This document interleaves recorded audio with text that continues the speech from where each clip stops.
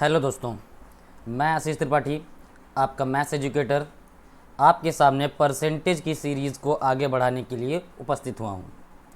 सबसे पहले तो बात कर लेते हैं कि ये जो परसेंटेज टॉपिक हम लोग डिस्कस कर रहे हैं, ये परसेंटेज टॉपिक आपके सारे एग्ज़ाम में SSC, CGL, MTS, 10+2, bank, clerk, PO, SBI, सारे एग्ज़ाम में जितने भी गवर्नमेंट एग्ज़ाम होते हैं, इन सारे एग्ज़ाम में आपका परसेंटेज टॉपिक आएगा। जितने भी टॉपिक हम लोग डिस्कस करेंगे सारे एग्ज़ाम्स को साथ में डिस्कस करेंगे। क्लियर है? अगर कोई ऐसा टॉपिक जो इंडिविजुअल एग्ज़ाम का होगा, जैसे number series, inequalities, data interpretation, तो मैं आपको बताता रहूँगा कि ये टॉपिक आपका किस एग्ज़ाम में आएगा। बात करते हैं परसेंटेज का। आज मैं पार्ट 3 लेकर आपके सामने प्रेजेंट हुआ हूँ। क्लियर है? तो बात करते हैं आज के आपके फर्स्ट क्वेश्चन की। फर्स्ट क्वेश्चन आपके सामने ये रहा। क्वेश्चन लिखा हुआ है, in an examination there are 3 subject of 100 marks each. यानी किसी भी परीक्षा में 100 मार्क्स के 3 सब्जेक्ट हैं। तो आपने लिख लिया यहाँ पर 100 100 100। A student score 60% in the first subject and 80% in the second subject. एक कोई विद्यार्थी है जिसके पहले सब्जेक्ट में 60% मार्क्स आए हैं, 60% का मतलब 60 मार्क्स। सेकेंड सब्जेक्ट में 80% मार्क्स आए हैं, मतलब 80 हो गया। नेक्स्ट आपसे पूछा गया, ही स्कोर 70% इन एग्रीगेट, यानी कि उसका ओवरऑल जो परसेंटेज बना है वो 70% बना है। दोस्तों पहले तो आप बताइए, 100 मार्क्स के 3 सब्जेक्ट थे, देन ग्रैंड टोटल कितना 300। 300 में 70% उसको मिला है, 300 का 70% मतलब 210। अब आप बताइए, पूछा गया his percentage of marks in third subject, तीसरे सब्जेक्ट में उसका प्रतिशत क्या है। आप बताइए, 60 नंबर यानी 60 पहले पेपर में मिल गया, 80 दूसरे में मिल गया, टोटल कितना हो गया 140। टोटल कितना हो फ्रेंड्स 140। टोटल लाना कितना है ग्रैंड टोटल में 210, कितना बचा 70। 70 अगर बच गया है फ्रेंड्स, तो इसका मतलब क्या हो गया कि थर्ड सब्जेक्ट में उसको 70% मार्क्स लाने हैं। आपका आंसर क्या हो गया? आपका आंसर हो गया डी। क्लियर है? 3 सब्जेक्ट हैं 100 मार्क्स के, पहले 100 में 60%, देन 60, सेकेंड सब्जेक्ट में 100 में 80%, 80 मार्क्स, थर्ड सब्जेक्ट में हमको नहीं पता, बट ग्रैंड टोटल जो 300 हुआ उसमें 70% लाना है, देन 70% 210, 60 + 80 आपका 140। 2 सब्जेक्ट में आ चुका है, 210 बनाने के लिए कितना कम पड़ा 70। इसका मतलब थर्ड सब्जेक्ट में उसको 70% मार्क्स लाने पड़ेंगे। क्लियर है फ्रेंड्स? ये आपका फर्स्ट क्वेश्चन का आंसर हो गया। बात करते हैं आपके सेकंड क्वेश्चन की।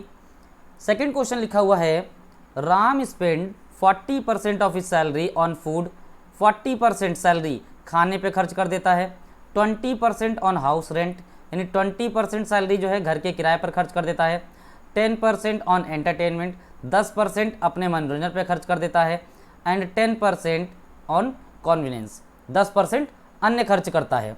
क्लियर? देखिए, रिमाइंडर कहीं पर नहीं लिखा है कि शेष का बचे हुए का, ऐसा कहीं पर नहीं लिखा है। नेक्स्ट बोला गया कि if is saving at the end of a month are ₹1500, अगर 1500 रुपये बचाता है महीने के अंत में, तो उसकी सैलरी क्या है, मंथली सैलरी क्या है। दोस्तों मंथली सैलरी क्या होती है 100%, जिसमें से 40% प्लस 20% प्लस 10% प्लस 10% ख़त्म हो गया। इसका मतलब 100% से 40, 20, 60 एंड 20, 80% ख़त्म हो गया। दोस्तों 20% क्या है, 20% उसने बचाया है। हमारे परसेंटेज के हिसाब से 20% इसने बचाया है।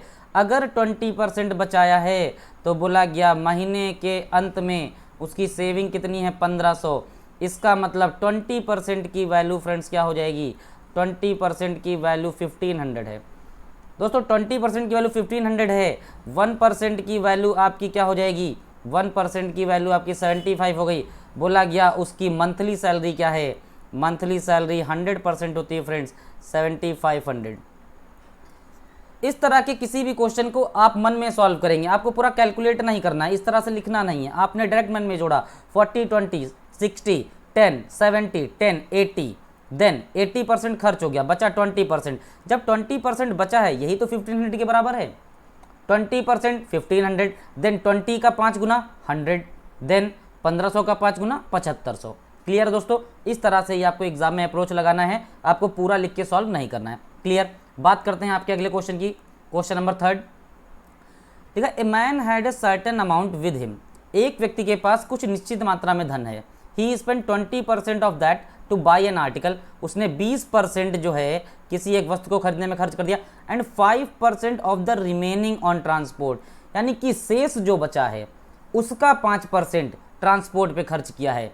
देन ही गिफ्टेड ₹120, तब उसके बाद उसने 120 रुपये का उपहार किसी को दे दिया।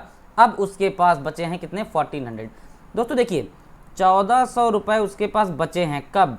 जब 120 का उपहार दे चुका है। 120 उपहार का हमारे पास परसेंटेज नहीं है, हमने अगर 1400 में 120 जोड़ दिया तो फ्रेंड्स ये 1520 हो गया। 1520 का परसेंटेज हम बना सकते हैं। 120 का गिफ्ट हमने मान लिया कि नहीं दिया, तो उसके पास रुपए बचने चाहिए। 1400 प्लस 120 1520। क्लियर। अब देखिए 100 उसके पास रुपए थे, 100 रुपए के बाद उसने 20% ख़त्म कर दिया। जब उसने 20% ख़त्म कर दिया तो आप बताइए 20% यहाँ से ख़त्म हो गया, बचा उसके पास कितना? 80 बचा है। रिमेनिंग का 5%, मतलब 80 का 5% उसने ख़त्म किया है। जब 80 का 5% ख़त्म कर दिया, देखिए 80 का 10% फ्रेंड्स क्या होगा? 8, देन 5% क्या होगा? 4 ख़त्म कर दिया, बचा कितना? 76। ये 76 जो बचा है ये वैल्यू किसकी होनी चाहिए? ये वैल्यू होनी चाहिए 1520 की। तो दोस्तों 76 is equal to 1520, then 1 is equal to 20। बोला गया the amount he spend on transport is, transport पर आपसे खर्चा पूछा गया। देखिए यहाँ पर 80 का 5% ट्रांसपोर्ट पे खर्च किया है। आप दोस्तों बताइए 80 का 5% अगर ट्रांसपोर्ट पे खर्च हुआ है तो कितना खर्च हुआ है? ये 4 ही तो खर्च हुआ है। इसका मतलब 1 की वैल्यू 20, देन 4 की वैल्यू 20 इंटू 4। आपका जो आंसर हो जाएगा फ्रेंड्स क्या हो जाएगा? 80 आंसर हो जाएगा। क्लियर है। एक बार फिर से बहुत ध्यान से समझिए, अमाउंट हमने मान लिया उसके पास 100% है, 100 है। 20% उसने किसी एक आर्टिकल को खरीदने में खर्च कर दिया, देन बचा 80 का 5% उसने खत्म कर दिया, रिमेनिंग का लिखा है, तो 80 का 5% उसने खत्म कर दिया, बचा कितना? 76 यानी कि 1520, then 1 is equal to 20, and 80 remaining जो था उसका 5% अगर उसने ट्रांसपोर्ट में खत्म किया है तो 80 का 5% 4, 1 is equal to 20, then 4 is equal to 80। Clear है फ्रेंड्स, ये आपका आंसर था। बात करते हैं आपके अगले क्वेश्चन की। Next, a man gives 50% of his money to his son, एक व्यक्ति ने अपने धन का 50% अपने बेटे को दे दिया, and 30% to his daughter, and 30% अपनी बेटी को दे दिया। 80% of the rest is donated to a trust. If he is left with 16,000 now, how much money did he have in the beginning? Clear. मतलब टोटल जो है हम अगर 100 मान लें, 100 में 50% उसने दे दिया है किसको? अपने बेटे को। 30% दे दिया अपनी बेटी को। इसका मतलब कुल मिला के उसने 80 जो है वो दे दिया है। रिमेनिंग कितना बचा? रिमेनिंग बचा 20। देन आगे लिखा है 80% of the rest is donated. Remaining आपका 20 है, इसका 80% डोनेट कर दिया। 80% जब डोनेट कर दिया तो इसके पास बचा कितना होगा? जब 80% यहाँ पर डोनेट हो गया, इसका मतलब क्या हो गया? यहाँ पर आपका जो बचा है वो 20%, एंड 20 का 20%। क्लियर है दोस्तों? 20 का 20% कितना हो गया? ये 4। क्लियर। एक बार फिर से स्लाइड को समझते हैं। 100 मान लिया, उसके पास इनिशियल कोई अमाउंट था, 50% प्लस 30% अपने बेटे और बेटी को दे दिया, बचा कितना? 20। और इस बचे हुए 20 का 80% ट्रस्ट को दे दिया। 80% का ट्रस्ट को दे दिया, देन दोस्तों बचा कितना यहाँ पर? 20 का 20%, मतलब 4 बचा है। और इस 4 की वैल्यू कितनी है? 16,000। दोस्तों 4 की वैल्यू आपकी दे रखी है 16,000, देन 1 इज इक्वल टू कितना हो गया आपका 4,000।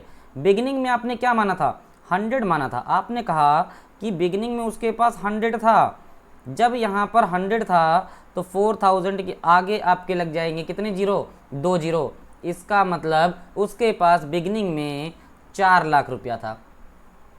क्लियर है दोस्तों, बिगिनिंग में कितना रुपया था, 4 लाख रुपया था, एंड 4 लाख आपका इस क्वेश्चन का सही आंसर हो गया। बात करते हैं नेक्स्ट क्वेश्चन की। इलेक्शन बेस्ड क्वेश्चन आपके एग्जाम में दोस्तों, इलेक्शन बेस्ड क्वेश्चन बहुत ज़्यादा पूछे जाते हैं। आसान क्वेश्चन होते हैं, सिर्फ आपको परसेंटेज पे ध्यान देना है। 8% of the voters in an election did not cast their votes. 8% जो वोटर्स थे उन्होंने अपने वोट नहीं दिया, 8 ने नहीं दिया। इसका मतलब कितने लोगों ने वोट दिया है, 92 बंदों ने वोट दिया है।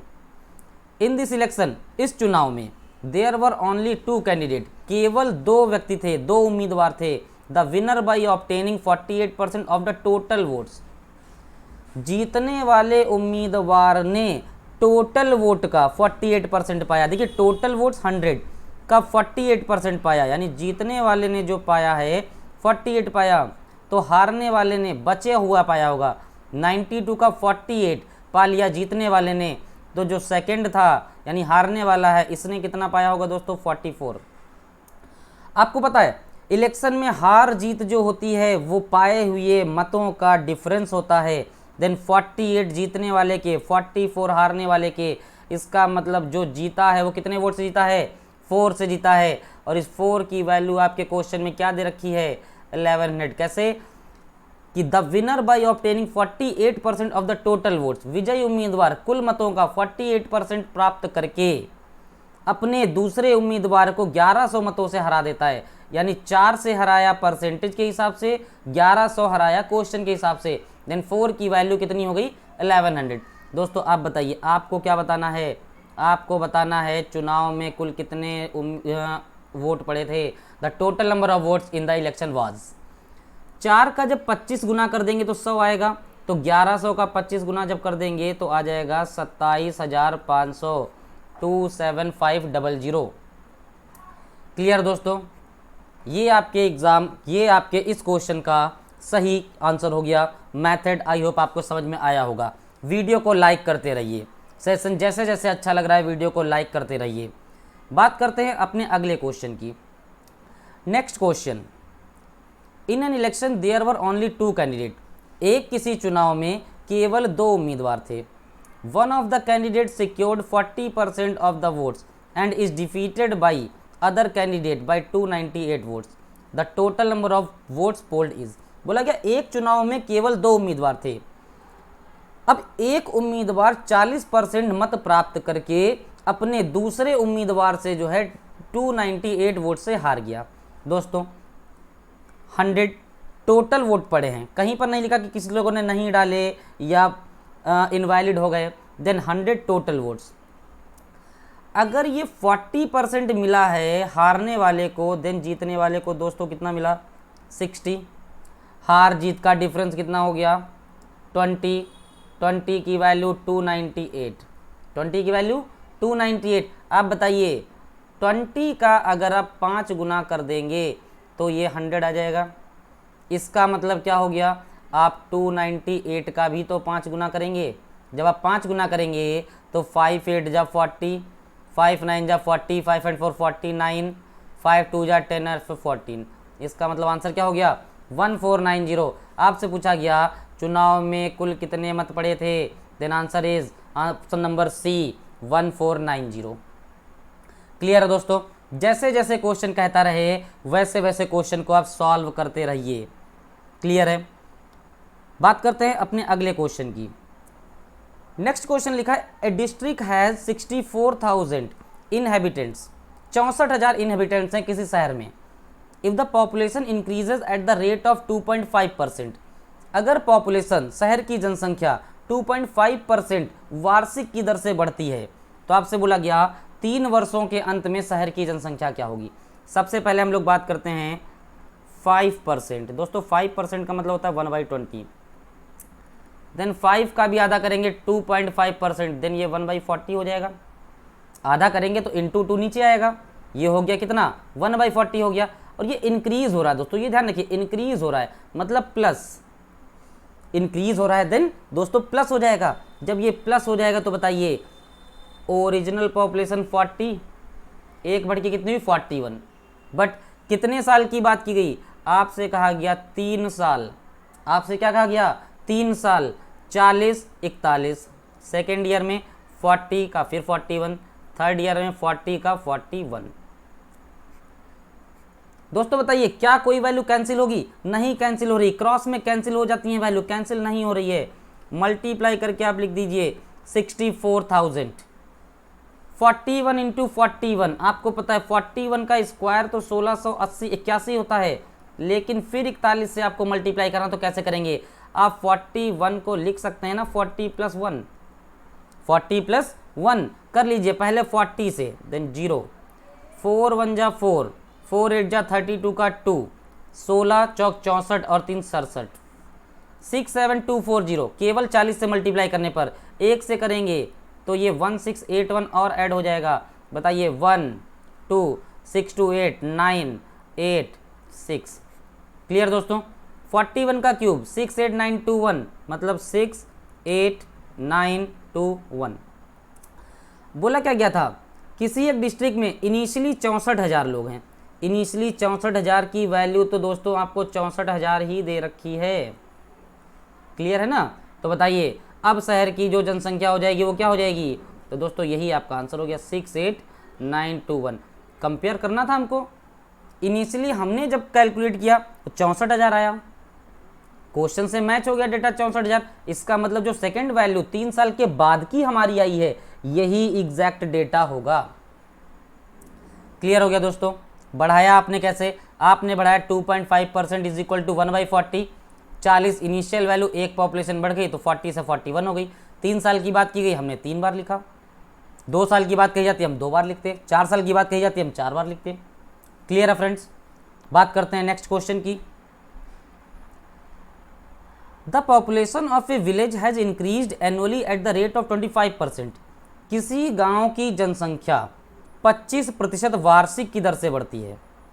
If at the end of 3 years it is 10,000, 3 वर्ष के अंत में अगर ये जनसंख्या 10,000 हो जाती है तो बोला गया the population in the beginning of the first year was, पहले वर्ष के शुरुआत में शहर की जनसंख्या क्या थी या गांव की जनसंख्या क्या थी, 25%। दोस्तों 25% का मतलब आपको पता है कि इनिशियल 4 बढ़ के कितनी हो गई 5, क्योंकि लिखा है इंक्रीज, ठीक है।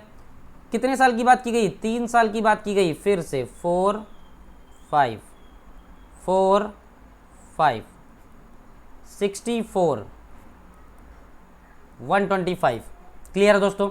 जब इतना क्लियर हो गया आप बताइए आपको कौन सी दी गई, आपको बोला गया if at the end of 3 years, आप इन दो वैल्यू में बताइए eight the end of 3 years वाली वैल्यू कौन सी थी 125। क्यों, क्योंकि ये वैल्यू जो है ये आपकी इनिशियल वैल्यू है एंड ये वैल्यू जो आपकी है ये 3 साल बाद की वैल्यू है। तो आपको तो 125 की वैल्यू दे रखी है ना, 10,000 आपको दे रखी वैल्यू, इसका मतलब 125 का 8 गुना जो होता है वो आपका होता है 1000, तो ये 80 हो गया, 1 की वैल्यू 80 हो गई। तो बताइए आपको तो 64 की वैल्यू पता करनी है, तो 1 की वैल्यू 80, तो 64 की वैल्यू 64 इंटू 80। आपको पता है 64 का मतलब होता है 8 इंटू 8 और ये 80, 8 8 8 8 का cube 512 and 0, then answer is 5120। Clear है दोस्तों, समझ में आ रहा होगा आई होप। आसान से मेथड हैं, आप चुटकियों में सॉल्व कर सकते हैं। क्लियर है। बात करते हैं अपने अगले क्वेश्चन की। The value of a machine depreciates, कम हो रहा है, माइनस लिख लीजिए, बाई 5% एवरी ईयर, प्रत्येक वर्ष किसी मशीन का मूल्य 5% कम हो रहा है।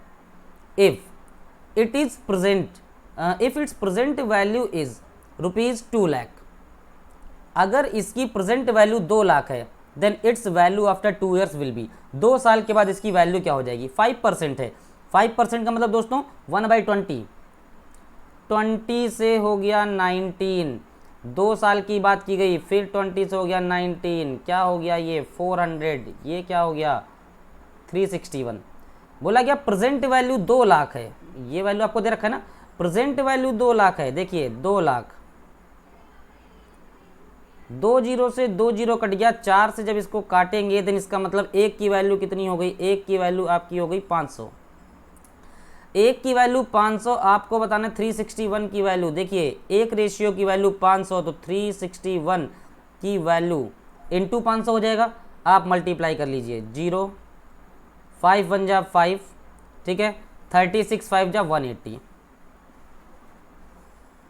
18,500,000।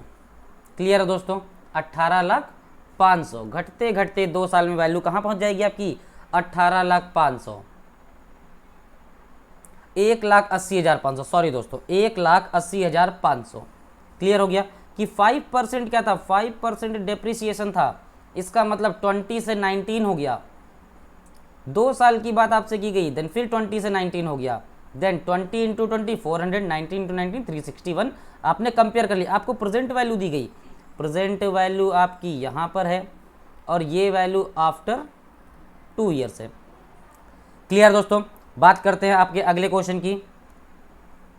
Question number 11, the value of a machine is ₹6250, it decreases by 10% during first year, 20% during second year, 30% during third year. दोस्तों अलग अलग ईयर्स की बात कर दी गई, फिर भी सेम मेथड यही आपका अप्लाई होगा, कोई अलग मेथड आपको लगाने की जरूरत नहीं है, कुछ भी अलग सोचने की जरूरत नहीं है। फर्स्ट ईयर में 10% डिक्रीज हुआ, 10 से कितना हो गया 9, दूसरे वर्ष में 20%, इसका मतलब 5 से हो गया 4, थर्ड ईयर 30% घट गया, यानी कि थर्ड ईयर में क्या हो गया 10 से हो गया 7। क्लियर दोस्तों, मल्टीप्लाई कर लीजिए, आप कैंसिल करना चाहें तो 2 5 जा 10, 2 2 जा 4 कैंसिल कर सकते हैं, ठीक है, कैंसिल कर लीजिए, 2 5 जा 10, 2 2 जा 4, 5 5 जा 25, 10 जा 250, 9 2 जा 18, 7 जा 126। क्लियर। अब देखिए the value of a machine is लिख दिया गया, मतलब प्रेजेंट वैल्यू, ये वाली वैल्यू आपको दी गई है, 250 की वैल्यू 6250। दोस्तों कैंसिल करेंगे आप तो बताइए, एक की वैल्यू क्या हो जाएगी, एक की वैल्यू 25 होगी कि नहीं होगी, 0 0 कैंसिल हो गया, 25 इंटू 25 625, देन 1 की वैल्यू 25। अब आपको अगर 126 की वैल्यू पता करनी है, जब 1 इज इक्वल टू 25 है देन 126 25 गुना हो जाएगा ना, 25 गुना जब ये वैल्यू हो जाएगी तो देखिए आप क्या करेंगे, 25 ये 1 है, इसका मतलब देखिए मल्टीप्लाई का तरीका है, 2500 हो गया, 1 है मतलब 100 होगा तो 2500 हो गया, ये 20 है तो ये कितना हो जाएगा 500, 500 हो गया, ये 6 है देन ये हो जाएगा 150, 0 5 देन आपका आंसर क्या हो गया 3150। क्लियर दोस्तों, जब सारे रेट सेम थे 20% annually after 3 years, before 3 years, तब भी हमने यही मेथड लगाया था, जब पर ईयर के हिसाब से परसेंटेज आपका होगा तब भी हम यही मेथड लगाएंगे, कोई अलग मेथड लगाने की आपको कोई भी रिक्वायरमेंट नहीं है। क्लियर है। बात करते हैं अपने अगले क्वेश्चंस की। इन एन एलॉय, किसी एक एलॉय में 12%, देयर आर 12% ऑफ कॉपर, यानी पूरा जो अयस्क है एक, इसमें 12% कॉपर है, to get 69 kg of copper how much alloy will be required, कि अगर किसी भी धातु में 12% कॉपर है तो 69 किलोग्राम, 69 किलोग्राम कॉपर को जो है प्राप्त करने के लिए हमारे पास कितनी धातु होनी चाहिए। 12% दे रखा, मतलब परसेंटेज की बात है। आप बताइए 12% कॉपर किस में है, 12% कॉपर, 12% अगर हम बात करें तो देखिए बच्चों ये 12/100 कितना हो जाएगा, ये 3/25। इसका मतलब अगर पूरी धातु आपकी 25 है तो इसमें जो 3 है ये वैल्यू क्या है, ये वैल्यू कॉपर है, इसका मतलब 3 किलोग्राम मान लेते हैं इसको कि 3 किलोग्राम अगर कॉपर प्राप्त करना है तो हमारे पास 25 किलोग्राम धातु होनी चाहिए। अगर 69 kg कॉपर चाहिए, इसका मतलब आपको इस पूरी वैल्यू को मल्टीप्लाई कर देना है किससे, 23 से। क्यों? क्योंकि 3 को आपको 69 बनाना है, 3 को 69 बनाना है तो 23 से आपको मल्टीप्लाई करना पड़ेगा। Then 69 kg is equal to 25 into 23 multiply करेंगे आप, ये आ जाएगा 575 kg। इसका मतलब अगर आपको 575 धातु आपके पास है तो आपको 69 kg कॉपर मिल जाएगा। क्लियर दोस्तों? 12% क्या आपका बताता है? 12% बताता है कि 100 किलोग्राम धातु में 12 किलो कॉपर है। इसका मतलब 25 किलोग्राम धातु में 3 किलोग्राम कॉपर है, और 3 किलोग्राम कॉपर अगर 25 किलोग्राम धातु से मिल रही है तो आपको तो 69 kg चाहिए। तो 3 गुणे 23 23 69, और इधर मल्टीप्लाई किया तो आपको इक्वल के दूसरी तरफ भी करना पड़ेगा। देन 575 kg आपके पास एलॉय होना चाहिए। क्लियर दोस्तों? बहुत इंपॉर्टेंट क्वेश्चन है, वेरी इंपॉर्टेंट क्वेश्चन है, आप इसको स्टार बना लीजिए। क्लियर? बात करते हैं आपके नेक्स्ट क्वेश्चन की। नेक्स्ट क्वेश्चन आपका देखिए क्या लिखा है, फ्रेश फ्रूट्स कंटेन 68% वाटर। ताजे फलों में 68% वाटर होता है। देखिए फल दो चीज़ों से मिलकर बनता है, पल्प, वाटर। अगर हम बात करते हैं फ्रेश फ्रूट्स की, फ्रेश फ्रूट में 68% वाटर है। 68% अगर वाटर है तो पल्प यानी ठोस वाला हिस्सा कितना है? 32। आप जब रेशियो बनाएंगे इसको तो ये 4 से जब आप काटेंगे वैल्यू तो ये हो जाएगी 8 और ये हो जाएगी 17। क्लियर है? तो आप इसको डायरेक्ट लिख लीजिए। आप जब इसको डायरेक्ट लिखेंगे तो आप इसको लिख लीजिए 8 एंड 17। आपने इसको लिखा कि ये 8 है वैल्यू और ये कितना है? ये 17 है।